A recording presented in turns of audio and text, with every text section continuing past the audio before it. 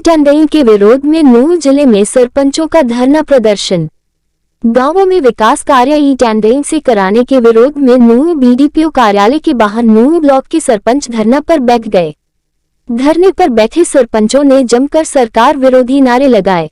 नूंह जिले में आज से पुन्हाना, फिरोजपुर, झिरका, नूंह, इंद्री सहित सभी 7 ब्लॉकों में सरपंच बीडीपीओ कार्यालय के बाहर धरने पर बैठ गए हैं।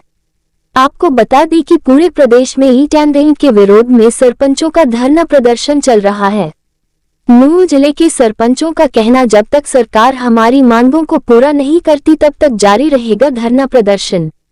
नूंह ब्लॉक सरपंच एसोसिएशन के प्रधान एवं प्रदेश प्रवक्ता रफीक हटोई खेड़िया ने सरकार से मांग करते हुए कहा कि सरपंचों द्वारा कराए जाने वाले विकास कार्यों की शक्ति 2 लाख से बढ़ाकर 30 लाख तक की जाए। 30 लाख तक के विकास कार्यों में ई टेंडरिंग प्रणाली को भी तुरंत बंद किया जाए। अगर सरकार ने उनकी मांगे नहीं मानी तो सरपंच एसोसिएशन का विरोध प्रदर्शन जारी रहेगा। तो पहले तो मैं आप लोगों का धन्यवाद देना चाहूँगा कि आप लोग इन विवाद के ग्रामीण आंचल को जगाने का आप लोगों की हिस्सेदारी होती है कि आप लोग जगाने का काम कर रहे हो। दूसरी बात क्या है कि ई टेंडरिंग जो सरकार ने सरपंचों पे ग्रामीण आंचल में थोपी है उसका कोई राइट नहीं बनता। ग्रामीण में जो सरकारें बनी हैं, ग्रामीण क्षेत्र की छोटी सरकार जो बनी है देश की, उनके पास वो अधिकार नहीं रहेंगे जो काम कर सकते थे। पहले 20 लाख तक के अधिकार थे।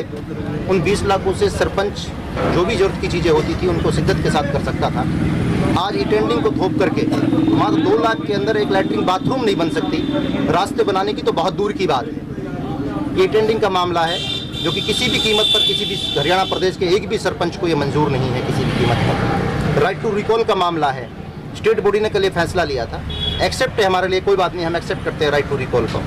बाकी पहले ऊपर लेवल से एमपी और एमएलए के ऊपर भी लागू की जाए राइट टू रिकॉल, उसके बाद छोटी सरकार पे भी लागू की जाए, कोई बहुत बड़ी बात नहीं। दूसरी बात, 29 अधिकार जो हरियाणा पंचायत राज एक्ट के अंदर हैं, उन अधिकारों की लड़ाई, सरपंचों के पास वो पावरें हैं जो उनके कार्य क्षेत्र में आते हैं, निगरानी और नियंत्रण दोनों उनके हाथों में है।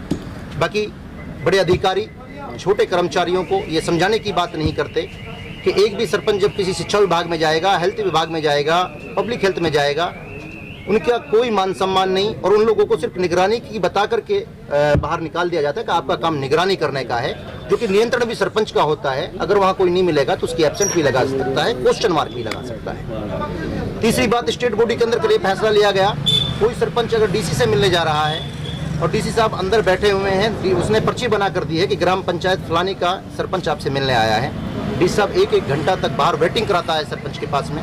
सरपंच के पास एक लोड होता है पंचायत का, सरपंच के पास क्या पता 2 पंचायतें घर पे बैठी हों किसी मसले को निपटाने के लिए।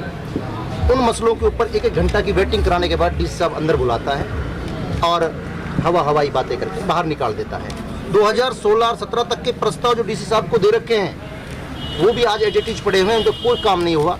इसलिए प्रदेश की स्टेट बॉडी ने फैसला लिया है कि शिद्दत के साथ अपने 29 अधिकारों को लेकर रहेंगे और ई टेंडरिंग को खत्म करने का काम करें, सरकार वापस ले और राइट टू रिकॉल को भी वापस लेने का काम करे या एमपी एमएलए पे भी लागू करें। मुख्यमंत्री उप मुख्यमंत्री दुष्यंत जी ने ये बयान दिया है।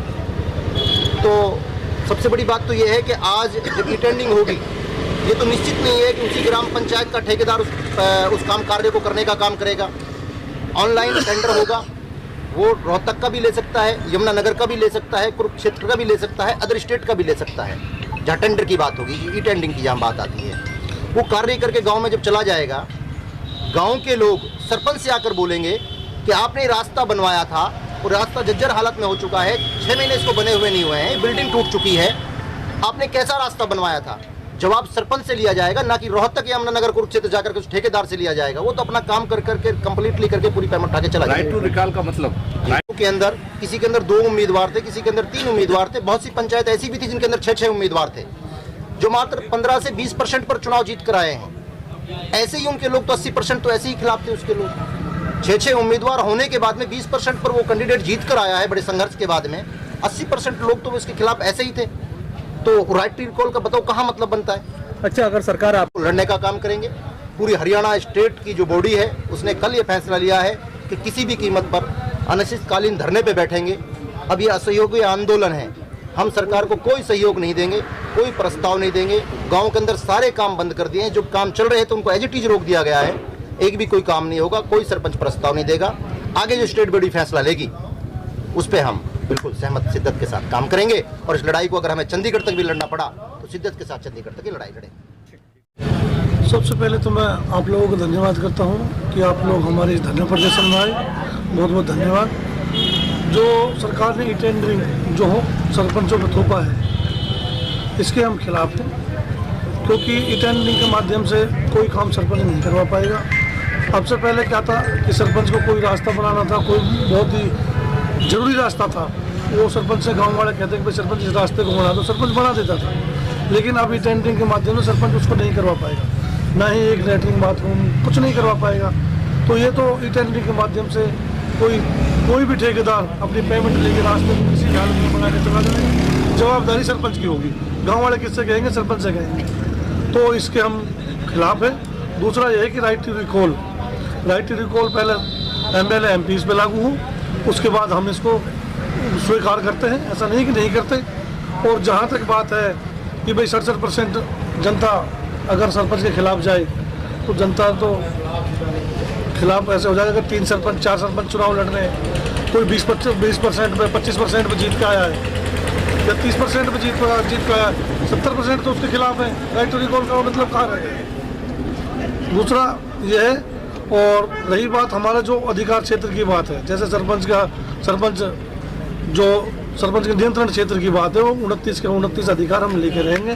तब तक सरकार हमें अधिकार नहीं देगी, हम सरकार के खिलाफ इसी तरह धरना प्रदर्शन पर जाएंगे। सरपंच को मेंबर बनाना ये अच्छी बात है, लेकिन बात ये है कि सरपंच कई बार क्या है कि उसको किसी भी प्रस्ताव को देगा, भाई मेरा स्कूल अपग्रेड हो, संख्या ज़्यादा है, उसमें सरपंच का कोई वो महत्व नहीं रह जाता। प्रस्ताव लंबित पड़े 5-5 साल के, कई साल के लंबे पड़े हैं, उसमें कोई ध्यान नहीं दिया जाता। जबकि शिक्षा अधिकारी जो जिले का है या ब्लॉक का है, उसको उस पर सरपंच के प्रस्ताव पर ध्यान देना चाहिए और तुरंत उसकी बात को सुनवाई करनी चाहिए। सिर्फ मेंबर से ही नहीं बल्कि उसको प्रधान बनाना चाहिए, मेंबर ही नहीं बनाएगा।